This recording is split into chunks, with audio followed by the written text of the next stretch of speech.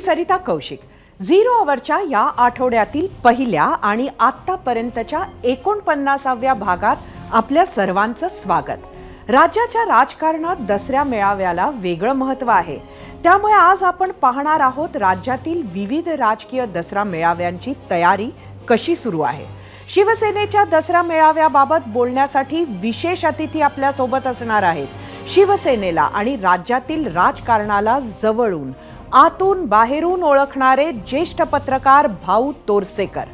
आपला दुसरा विषय असणार आहे राज्यातील ड्रग्सचा वाढता बाजार। कालच गुजरात पोलिसांनी छत्रपती संभाजीनगर मधील कारखान्यावर छापा टाकत 300 कोटींचं ड्रग्स जप्त केलंय। सुरुवात अर्थातच उद्याच्या दसरा मेळाव्याच्या बातमीला। राज्याच्या राजकारणात दसऱ्या मेळाव्याला वेगळं महत्त्व आहे। हिंदू हृदय सम्राट बाळासाहेब ठाकरेंनी शिवतीर्थावर म्हणजे शिवाजी पार्कावर दसऱ्याला भाषण देण्याची प्रथा सुरू केली। राज्यभरातील शिवसैनिक बाळासाहेबांच्या विचारांचं सोनं लुटण्यासाठी गर्दी करू लागले। बाळासाहेबांनंतर उद्धव ठाकरेंनी ती प्रथा कायम ठेवली। गेल्या वर्षी शिवसेना फुटल्यानंतर शिंदे गटानेही वेगळा दसरा मेळावा भरवायला सुरुवात केली आणि आम्हीच बाळासाहेबांचे विचार जिवंत ठेवतोय अशी भूमिका घेतली। यावेळी एकनाथ शिंदेंकडे अधिकृत शिवसेना पक्ष आणि पक्षाचं अधिकृत धनुष्यबाण हे चिन्ह आहे, त्यामुळे हे दोन्ही नेते काय बोलतात याकडे लक्ष असेल। तिकडे बीडमध्ये सावरगाव घाटला भगवान भक्तिगडावर पंकजा मुंडे मनातील बोलणार का, पुढील दिशा ठरवणार का, याकडे सगळ्या गोपीनाथ मुंडे समर्थकांचे आणि पंकजा मुंडेंच्या विरोधकांचेही लक्ष असणार आहे। याच दसरा मेळाव्यावरून आम्ही विचारला होता आजचा आपला पहिला प्रश्न। तो प्रश्न बघायला आपण जाऊया आपल्या पोल सेंटरला। आजचा आपला प्रश्न होता, उद्या कुणाच्या दसरा मेळाव्यातील भाषणाची जास्त उत्सुकता आहे? आम्ही 3 पर्याय तुम्हाला दिले होते, उद्धव ठाकरे, एकनाथ शिंदे की पंकजा मुंडे। विजयदशमी आणि मैदान याचे महाराष्ट्राच्या सामाजिक आणि राजकीय पटलावर अनन्यसाधारण महत्त्व आहे। रेशीमबाग मैदान म्हटलं की राष्ट्रीय स्वयंसेवक संघाचा विजयदशमीचा उत्सव आला। दीक्षाभूमी या नावातच जागेचं महत्त्व आलं आणि तसेच शिवाजी पार्क म्हणजेच शिवसेना आणि दसरा। पण शिवसेनेच्या स्थापनेनंतर पहिल्यांदा ज्यांच्याकडे धनुष्यबाण नाही ते शिवाजी पार्कावर दसरा मेळावा घेणार आणि ज्यांच्याकडे शिवसेनेचे अधिकृत चिन्ह आणि नाव आहे ते मात्र मैदानाच्या शोधात पहिले शिवाजी पार्कचा अर्ज करून मग क्रॉस मैदानावर येत त्यानंतर शेवटी आझाद मैदानावर स्थिरावले। कोणी मैदान मारले ह्यातच महाराष्ट्राच्या राजकारणाचे अनेक रंग येऊन गेले। दोन्ही मैदानावर कशी तयारी सुरू आहे पाहूयात। शिवाजी पार्क पुन्हा एकदा सज्ज झालंय शिवसेनेच्या ऐतिहासिक दसरा मेळाव्यासाठी।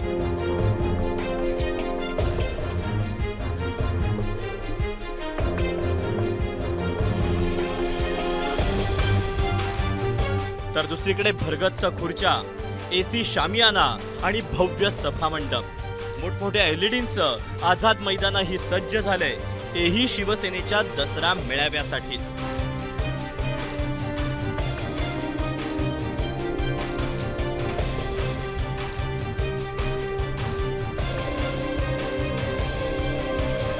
दोन मेळावे कसे हे अवघ्या महाराष्ट्राला माहिती आहे, मात्र त्यासाठीची तयारी कशी सुरू आहे?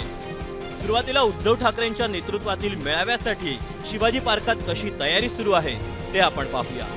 एक पक्ष एक विचार एक मैदान म्हणत शिवतीर्थावर शिवसेना ठाकरे गटाचा दसरा मेळावा होत आहे आणि त्यासाठीची तयारी अंतिम टप्प्यात आलेली आहे। इथे जर आपण बघितलं तर दरवर्षीप्रमाणे यावर्षी सुद्धा भव्य स्टेज तयार करण्यात आलेला आहे। 60x24चं हे व्यासपीठ आहे, त्यासोबतच 60x14ची एक भव्य LED स्क्रीन सुद्धा या स्टेजवर लावण्यात आलेली आहे। सोबतच संपूर्ण जर आपण मैदान बघितलं तर भगवमय करण्याचा ठाकरे गटाचा प्रयत्न आहे। त्यासाठीच इथे भगवे शिवसेनेचे झेंडे सुद्धा कार्यकर्त्यांकडून लावण्यात येत आहेत आणि समोर संपूर्ण शिवाजी पार्क परिसरात 60,000 खुर्च्या राज्यभरातून येणाऱ्या शिवसैनिकांसाठी टाकण्यात येतील। तो गद्दारांचा मेळावा आहे, हा विचारांचा मेळावा खरा इथं आहे। हा शिवतीर्थ हेच बाळासाहेबांचं खरं तीर्थ हेच आमचं श्रद्धास्थान आहे। आमचं मंदिर म्हणजे शिवतीर्थ आहे आणि एकदा देव जिथं बसवल्यानंतर मंदिर असे वारंवार बदललं जात नसतं. ठाकरेंनी आपल्या मेळाव्यात फक्त मुंबईतूनच नाही तर राज्यातून शिवसैनिकांना पोहोचण्याचं आवाहन केलं. त्यासाठी राज्यातील संपर्क प्रमुख, जिल्हा प्रमुखांसह विभाग प्रमुखांना विशेष जबाबदारी दिली. ठाकरे गटानंही सोशल मीडियात विशेष टीजर आणि गाणं प्रदर्शित करत दैवत आपलं ठाकरे अशा शब्दांमधून शिवसैनिकांना भावनिक साथ घातली. तिकडे बाळासाहेबांच्या विचारासाठी वेगळे झालो असं म्हणत शिंदेंनी पक्षावर ताबा मिळवला आणि आता पक्षाचं चिन्ह नाव मिळाल्यानंतर त्याचा पहिलाच आणि बंडखोरीनंतरचा दुसरा दसरा मेळावा असणार आहे. त्यासाठी त्यांनी मैदान निवडलंय, आझाद मैदान. आझाद मैदान निवडण्याचं मुख्य कारण म्हणजे हे BMC मुख्यालय समोरचं मैदान आहे आणि तसंच मंच इथं उभारला गेला आहे, जेणेकरून मुख्यमंत्री एकनाथ शिंदे इथून मिशन BMC आणि महानगरपालिका निवडणुकींसाठी आपल्या कार्यकर्त्यांमध्ये, पदाधिकाऱ्यांमध्ये ऊर्जा भरू शकतील. इतकंच नव्हे तर मुख्यमंत्री एकनाथ शिंदे या मंचावरून BMCमध्ये शिवसेना उद्धव ठाकरे गटाकडून केलेल्या घोटाळ्यांची एक नवीन लिस्ट या मंचावर जनतेसमोर ठेवू शकतील आणि याच मंचावरून मोठे आरोप, मोठे गौप्यस्फोट आणि मोठी पोलखोल शिवसेना उद्धव ठाकरे गटाची मुख्यमंत्री एकनाथ शिंदे करण्याच्या तयारीत असल्याचंही बोललं जात आहे. असं असलं तरी शिवसेना, दसरा मेळावा आणि शिवाजी पार्क हे नातं ऐतिहासिक आहे आणि त्यालाही तितकंच राजकीय महत्व आहे. आणि याच वारशावर हक्क सांगत एकनाथ शिंदेंनी बंडखोरीनं दसरा मेळावा आयोजित केला आणि पक्ष निवडणूक चिन्हावरून सुरू झालेला संघर्ष शिवाजी पार्कावरील मेळाव्यावर पोहोचला. 2 महिने राज्यात दसरा मेळाव्यावरून तुफान राजकारण रंगलं. अखेर कोर्टानं शिवाजी पार्कवरच्या मेळाव्यासाठी ठाकरेंना परवानगी दिली आणि शिंदेंचा मेळावा BKC मैदानावर शिफ्ट केला. पण तेव्हा शिंदेंना चिन्ह आणि पक्ष मिळायचं होतं. ते मिळूनही हा संघर्ष यंदा दिसला नाही. त्यालाही मोठं राजकीय महत्व आहे. गणेश ठाकूरसह 0 वर ABP माझा, मुंबई. शिवसेनेच्या दसरा मेळाव्याची जशी शिवसैनिकांना तशी संघ स्वयंसेवकांना संघाच्या दसरा मेळाव्याची आणि सरसंघचालकांच्या भाषणाची आतुरता असते आणि तसाच उत्साह भगवान बाबांच्या गावी भरणाऱ्या दसरा मेळाव्याबाबत पंकजा गोपीनाथ मुंडे समर्थकांमध्ये असतो. खरं तर गोपीनाथ मुंडे असताना त्यांनी भगवान गडावर दसरा मेळाव्याला संबोधन करणं सुरू केलं.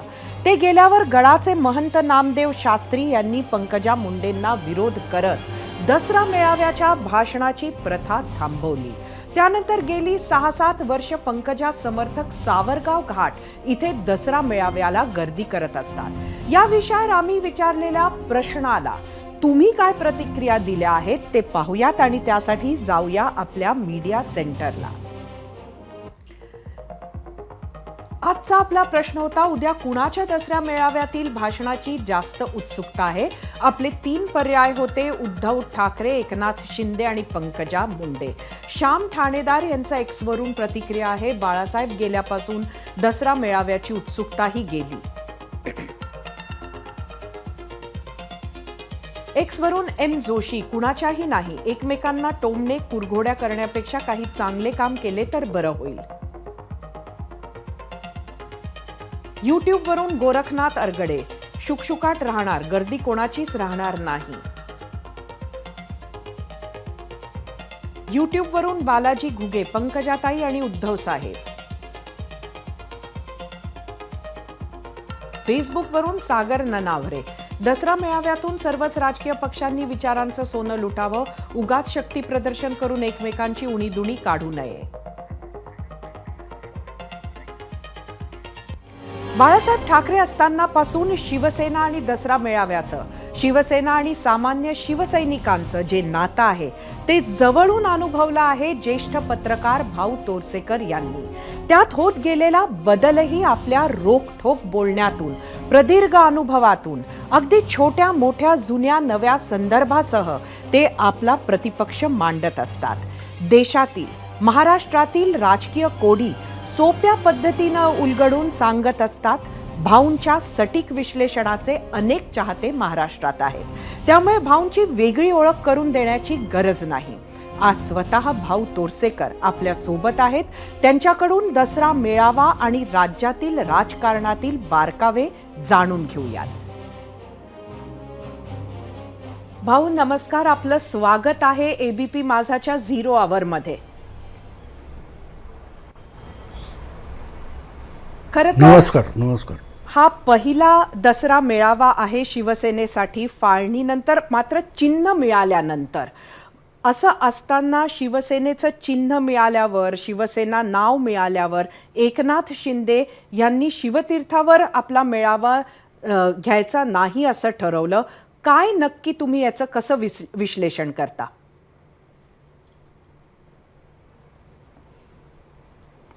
नाही, फाटाफूट झाल्यानंतर हा दुसरा मेळावा आहे आणि चिन्ह उद्धव ठाकरेंनी गमावलं आणि एकनाथ शिंदेने मिळवलं. त्यानंतरचे दोघांचे हे पहिले मेळावे आहेत. नाही तर गेल्या वर्षी दोघांचा जो वादावादी होती त्याच्यात चिन्ह ठरलेलं नव्हतं आणि निवडणूक आयोगाचा निकाल आलेला नव्हता. त्यामुळे आणि मला वाटतं कोर्टात पण प्रकरण गेलं होतं. त्यात कोर्टाने उद्धव ठाकरे यांना झुकतं माप दिलं आणि यावर्षी आता मग त्या वादात जायचं नाही. आणि ते बरोबर आहे असं मला वाटतं की तुम्ही दुसऱ्याला धडा शिकवण्यासाठी आपली एनर्जी किंवा आपली ऊर्जा किती वाया घालवायची ह्याचा प्रत्येकाने विचार करायचा असतो. नुसतं दुसऱ्याला धडा शिकवण्यासाठी राजकारण नसतं. राजकारणात आपल्याला काय मिळणार याचाही विचार करायला लागतो.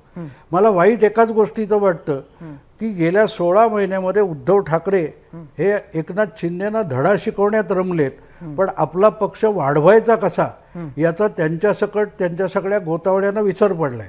दुसरी गोष्ट अशी की गेल्या जवळजवळ 4 वर्षाच्या राजकारणात सत्ता मिळवली, ठीक आहे, कुठल्या मार्गाने मिळवली तो वाद होऊ शकतो, पण मिळवलेली सत्ता सुद्धा उद्धव ठाकरे किंवा त्यांच्या निकटवर्ती आहेत त्यांनी उपभोगली असं दिसलं नाही. प्रत्येक वेळेला दुसऱ्या कोणाला तरी धडा शिकवणं, सरळ करणं यातच 2.5 वर्ष निघून गेली आणि नंतर सत्ता पण गेली आणि पक्ष पण गेला अशी म्हणायची पाळी आणली. आणि त्यामुळे आज जेव्हा दसरा मेळावा होतोय परत उद्या, तर तेव्हा असं मला वाटतं की नव्याने आपण काहीतरी सुरुवात करावी. बाळासाहेबांचा मेळावा व्हायचा, त्याच्यामध्ये आता पुढल्या वर्षी आपण कशा रीतीने आणखीन पुढे जायचं या दृष्टीने बाळासाहेब एक भूमिका मांडायचे आणि ते म्हणायचे की लोक इथे शिवसैनिक सोनं लुटायला येतात, म्हणजे नवीन भूमिका घेऊन जातात, नवा विचार घेऊन जातात. तर ते होणार आहे की परत नुसतंच काहीतरी टोमणेबाजी आणि इकड तिकडची काहीतरी शाब्दिक गडबडी करून मेळावा संपणार आहे हे बघावं लागेल. भाऊ, एकंदरीत आपण इतक्या काळापासून बाळासाहेबांचे सुद्धा मेळावे बघत आलात आणि आता उद्धव ठाकरेंचं, म्हणजे ही फाळणी झाली त्याच्यानंतरचा भाग एक वेगळा आहे, पण एकंदरीतच 2 मेळाव्यांमधला फरक कसा होता, काय सांगाल तुम्ही?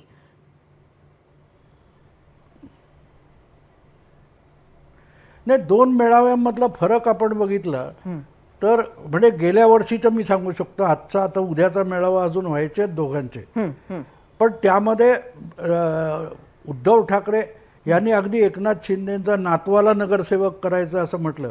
ती घसरगुंडी असते, तुम्ही त्यांच्याकडे दुर्लक्ष करा. तुम्हाला जेव्हा पहिली गोष्ट काय असते की तुम्हाला स्वतःचा पक्ष वाढवणं, आणि बाळासाहेबांनी देखील एक ठराविक वेळ गेल्यानंतर भुजबळ असतील गेलेले किंवा अनेक जण शिवसेनेला सोडून गेले. अगदी मला आठवतं दादा परब किंवा आमचा सोमेश्वर गोखले हे 70च्या सुमाराला शिवसेना सोडून गेलेले नगरसेवक आहेत, पहिल्या वेळचे नगरसेवक. दादा परब होते नायगावचे किंवा गिरगावचे आमच्या सोमेश्वर गोखले होते, असे सोडून गेले. त्याच्याविषयी बाळासाहेबांनी कधी हे केलं नाही फारसं.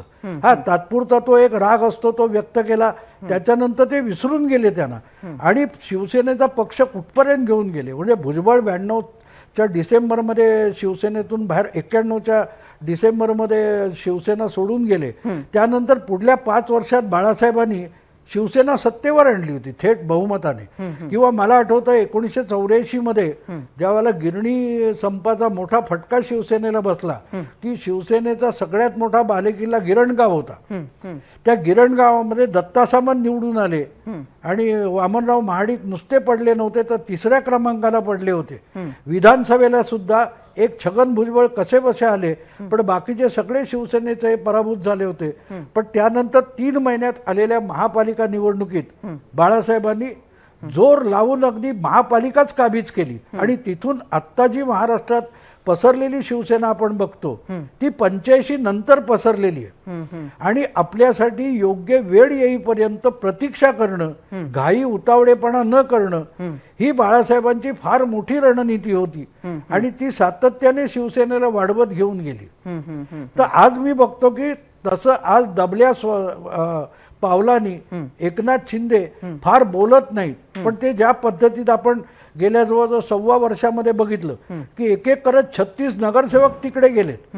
आता उद्धव ठाकरेंना सहानुभूती असती तर त्यांनी एक विचार केला पाहिजे की येऊ कधीतरी निवडणुका होणार आहेत आणि त्यावेळेला हा नगरसेवक हा आपला सगळ्यात तळागाळातला आपला पाया आहे, तोच उखडला जातोय. त्याचा उद्धव ठाकरे विचार करताना सुद्धा दिसत नाहीत.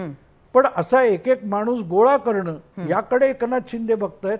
याचा अर्थ मेळावे, वज्रमूठ असलं सगळं करण्यापेक्षा पक्ष वाढवण्याकडे एकनाथ शिंदे जर लक्ष देत असतील तर मला असं वाटतं की उद्धव ठाकरे फार मोठी चूक करतायत. भाऊ, एकंदरीत एक अशी चर्चा सातत्यानं होत असतं की लोकप्रतिनिधी जे आहेत ते एकनाथ शिंदेकडे आहे, मात्र जनतेची सहानुभूती ही उद्धव ठाकरेंकडे आहे, असंच आपण सातत्यानं ऐकतोय. तुमचं काय विश्लेषण आहे? मला असं वाटतं की मीडियाची प्रचंड सहानुभूती उद्धव ठाकरेंकडे आहे, पण दुर्दैवाने मतमोजणीत मीडियाची सहानुभूती मोजली जात नाही. मी स्पष्ट बोलणारा माणूस आहे, मी स्पष्टपणे सांगतो. याचं कारण लक्षात ठेवा, 2014 आणि 2019 या दोनही लोकसभांच्या निवडणुकांसाठी मी पुस्तक लिहिलं होतं आणि मोदी मेजॉरिटीत येणार, मोदी 300+ येणार हे मी 8-10 महिने ॲडव्हान्स सांगितलं होतं. त्यावेळेला सर्वे घेऊन सुद्धा मत लोकमानच्या विरुद्ध आहे असं सगळा मीडिया सांगत होता. भाऊला अनेकांनी खोळ्यात काढला होता. पण शेवटी सहानुभूतीची आणि एक साधं उदाहरण तुम्हाला देतो की सचिन तेंडुलकरला कॉमेंट्री बॉक्समध्ये बसून सचिन तेंडुलकर किंवा तुमचा विराट कोहलीला हरवता येत नाही, मैदानात उतरावं लागेल. ही सहानुभूती आहे ना, ती मीडियामध्ये दिसते पण ती खाली दिसत नाही. ती दिसत असती खाली खरोखर असती तर हे गल्लीबोळातले नगरसेवक, माजी नगरसेवक एक एक करून उद्धव ठाकरेंना सोडून गेले नसते. ते खरोखर जनतेशी जोडलेले असतात आणि त्यांना कळतं की सहानुभूती कुठे आहे. आणि त्यामुळे सहानुभूती आहे या बातम्या आहेत. बातम्या 16 महिने रोज आमदार अपात्र होता ते आपण ऐकतो, पण अजून तर अपात्र झाले नाहीत ना. त्यामुळे कानावर पडणाऱ्या बातम्या यापेक्षा तुमची स्लोगन आहे उघडा डोळे बघा नीट, तर मी म्हणतो उघडा डोळे आणि बघा नीट, मग कळेल सहानुभूती नेमकी कुठे आहे. येणाऱ्या काळात लोकसभेच्या आणि निवडणुका एक मिनिट आणखीन एक सांगेन की ही सहानुभूती एकनाथ शिंदे नाही असं माझं बिलकुल मत नाही, पण ती सहानुभूती उद्धव ठाकरेंकडे आहे असं बोलताना आपण शिवसेनेला गेल्या 8 निवडणुका 7 निवडणुकामध्ये किती टक्के मतं होती, आता त्याच्यात स्प्लिट झाली असेल तर ती किती उरली याचाही विचार करावा लागतो. कारण शिवसेनेने आजपर्यंत 20% मतं पण मिळवलेली नाहीत आणि त्याच्यात स्प्लिट झालेली आहे, तर सहानुभूतीने 12% मतं त्यांना मिळतील असं आपण गृहीत धरलं तरी जितकं काही मीडियातून दाखवलं जातं तेवढं होणार नाही असं मला वाटतं. भाऊ, आपण आत्ताच सांगितलं त्यावरून एक अजून आपलं आकलन काय आहे? उद्धव ठाकरेंची बलस्थानं येणाऱ्या काळात लोकसभेच्या निवडणुकीसाठी काय आहेत आणि एकनाथ शिंदेंची बलस्थानं काय आहेत? कसं असेस करता तुम्ही दोघांना?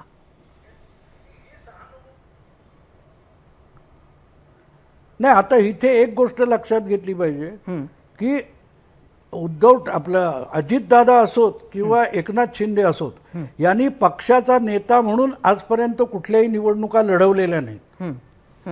उद्धव ठाकरे आणि तुमचे शरद पवार हे दोघेही पक्षाचे नेते म्हणून त्यांनी निवडणुका लढवल्यात आणि त्यामुळे आज घडीला बघितलं तर एकनाथ शिंदे किंवा अजितदादा यांचं हायकमांड दिल्लीत बसलेले अमित शहा आणि नरेंद्र मोदी आहेत.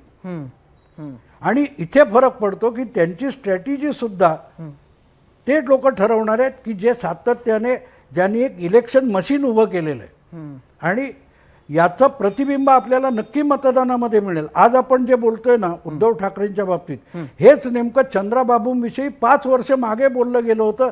आज चंद्राबाबू कुठे आहेत बघा, मग तुम्हाला कळेल. हा फरक असतो.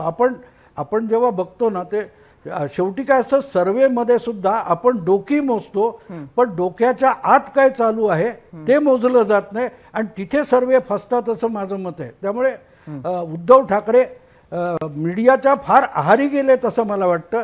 मी मागे एक त्याच्यावर व्हिडिओ केला होता. आदित्य ठाकरेंना जर खरोखर शिवसेना वाढवायची असेल तर त्यांनी मीडिया आपल्याला शिव्या घालेल असं काहीतरी करावं. तुम्ही बाळासाहेबांची शिवसेना म्हणता तेव्हा एक गोष्ट लक्षात घ्या की बाळासाहेबांची शिवसेना ही कायम मीडियाच्या शिव्या खात आली आणि वाढत गेली. दुसरी गोष्ट, बाळासाहेबांची शिवसेना ही कोर्टात आरोपी म्हणून जात होती. आज उद्धव ठाकरेंची शिवसेना ही याचिकाकर्ते म्हणून जातात. हा मोठा फरक आहे, मोठा फरक आहे दोन शिवसेना. आणि मग त्याच्यातून तुम्हाला कळतं की की रिॲक्शन कुठून येते. रिॲक्शन तिथून येते जिथे लोक भोगत असतात आणि एक म्हणतात ना की टायनी मायनॉरिटी असते तिचा आवाज खूप मोठा येतो, पण व्हास्ट मेजॉरिटी ही सायलेंट असते. आणि आपण त्याकडे लक्ष न देता जो अंदाज बांधले आपले राजकारणातले ते चुकतात. मी आता 2024 साठी सुद्धा परत एकदा मोदींच्या संदर्भात पुस्तक लिहितोय आणि म्हणजे लोकांची मागणी आहे की तुमचे 2 अंदाज बरोबर आले, तुम्ही परत पुस्तकला. मी पुस्तक लिहितोय आणि येणाऱ्या सगळ्या सर्वे जे आहेत त्याच्यावरून मी बोळा फिरवणार आहे. म्हणजे तुमचं काय आताच सांगून द्या, कारण 10 महिने आधी तुम्ही गेल्या खेपेला सांगितलं होतं. तर आज तुमचं काय प्रेडिक्शन आहे निकालाला घेऊन?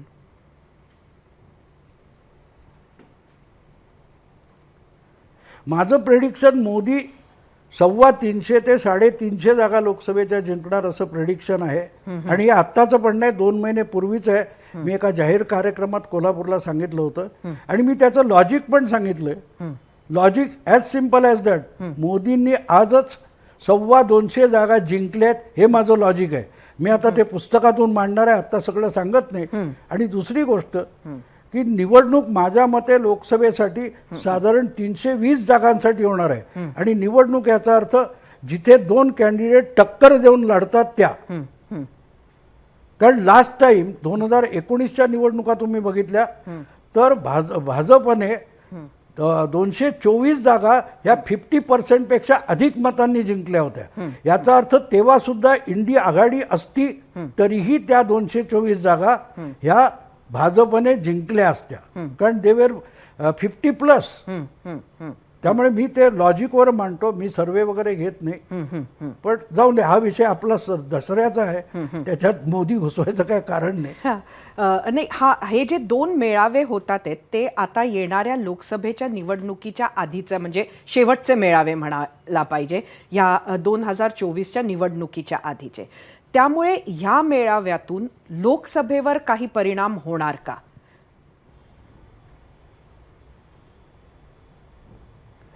नाही, या मेळाव्याचा कुठल्याही बाजूने कशावरही परिणाम होत नाही. हा वार्षिक सोहळा असतो, यापूर्वीच्याही निवडणुकीत झाला नाही. आणि मला आठवतं त्याप्रमाणे दरवेळेला दसऱ्या मेळाव्या निवडणुका संपल्यावरच झालेले आहेत आणि विजयोत्सव म्हणून झालेले आहेत. त्याला विजयादशमीचा विजय महोत्सव असंच नाव देण्यात आलं होतं. आणि आत्ताच्या मेळाव्याला काय फार अर्थ राहिलेला नाही. जरांगे पाटील सुद्धा जर 2-2 लाखाच्या सभा घेत असतील तर असे मेळावे घेऊन काय होतं असं नाही. तुमचं ऑर्गनायझेशन, संघटना ही किती तळागाळापर्यंत जोडलेली आहे याच्यावर निवडणुकीचे निकाल अवलंबून असतात. आणि अलीकडच्या काळामध्ये साधारणतः 14 नंतर निवडणुका या इतक्या टेक्निकल सपोर्टवर, लॉजिस्टिकल सपोर्टवर लढवल्या जातात की तो लॉजिस्टिकल सपोर्ट तुमच्याकडे किती आहे बघावं लागतं. आणि तो नसेल तर देखावा उभा करून तो गेला. इंदिरा गांधींचा जमाना होता, तो आता राहिलेला नाही. आता इतकं. आणखीन एक तुम्हाला जाता जाता मुद्दा सांगतो की 2014 आणि 2019ची निवडणूक जेव्हा मोदींनी जिंकली तेव्हा त्यातलं सगळ्यात मोठं रहस्य आहे, त्याचा अजूनही अनालिसिस झालेला नाही. इंदिरा गांधींच्या हत्येनंतर जे 1984 मध्ये मतदान झालं त्यापेक्षाही काय म्हणतात रेकॉर्ड ब्रेक मतदान 2014 मध्ये झालं.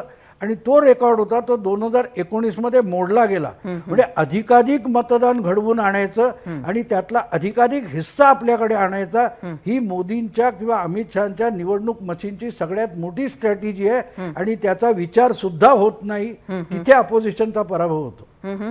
पण सध्या ऑपोजिशन जे एक आलेलं आहे आणि इंडिया नावाची जी आघाडी तयार झालेली आहे त्याचा काही फायदा महाराष्ट्रात मिळेल का?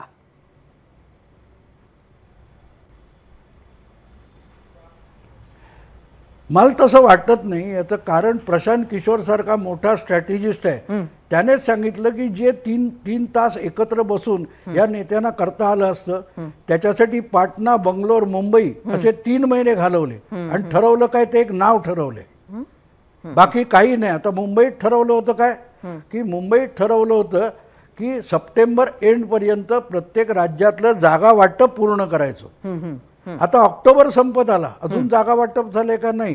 त्याच्यात अखिलेश यादवने जाहीर करून टाकलं की मला अशा आघाडीत राहायचं नाही. ममता बॅनर्जी बंगालमध्ये कोणाला जागा द्यायला तयार नाही. कमलनाथ भोपाळमध्ये मिटिंग पण घ्यायला तयार नाही. इथे आपण इंडिया अलायन्स म्हणजे नेमकं काय आहे त्याचं उत्तर आपल्याला मिळतं ना.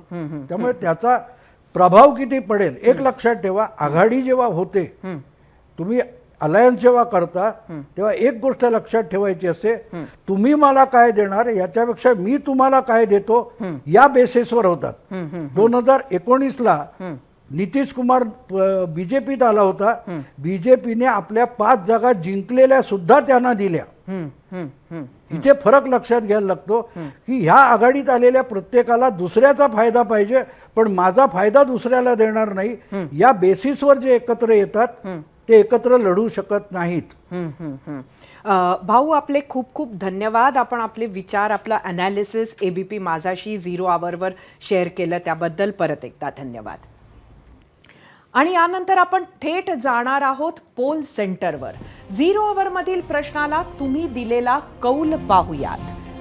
आजचा आपला प्रश्न होता, उद्या कुणाच्या दसरा मेळाव्यातील भाषणाची जास्त उत्सुकता आहे?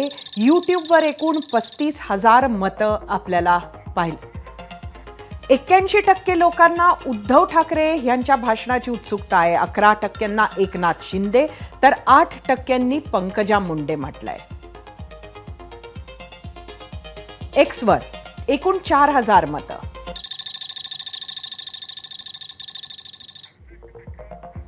%68 लोकांनी उद्धव ठाकरे म्हटलं, 18% लोकांनी एकनाथ शिंदे आणि 14% लोकांनी पंकजा मुंडे. इंस्टाग्रामवर एकूण 3,000 मतं.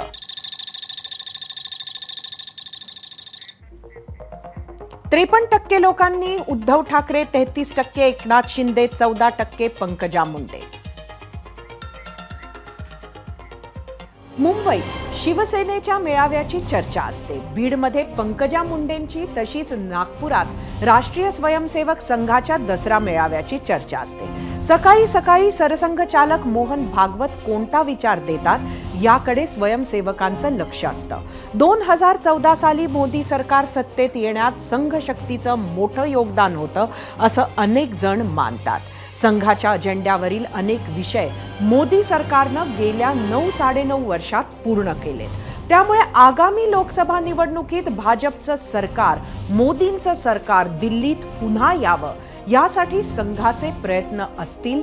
त्या दृष्टीनं सरसंघचालक काही हिडन किंवा सटल मेसेज देतात का याकडे भाजप कार्यकर्त्यांचंही लक्ष असेल. नागपुरात आणखी एक ठिकाण दसऱ्याला गर्दीनं फुलून जातं, ते म्हणजे दीक्षाभूमी. डॉक्टर बाबासाहेब आंबेडकरांनी आपल्या अनुयायांसोबत 1956 साली दसऱ्याच्या दिवशीच हिंदू धर्माचा त्याग करत बौद्ध धर्म स्वीकारला होता. त्या धम्मचक्र परिवर्तन दिनाच्या उत्साहाकडेही आपलं लक्ष असणार आहे. थोडक्यात उद्याचा दिवस नागपूर ते मुंबई व्हाया बीड प्रचंड उत्साहाचा असणार आहे. हिंदूंसाठी अत्यंत महत्त्वाच्या या सणाला राजकीय टच मिळाल्यानं राजकीय महत्त्व सुद्धा प्राप्त झालंय. या सगळ्या घडामोडी उद्या तुमच्यापर्यंत पोहोचवण्यासाठी एबीपी माझाचे विशेष टीम ग्राउंड 0 वर असणार आहे. एबीपी माझा, उघडा डोळे बघा नीट.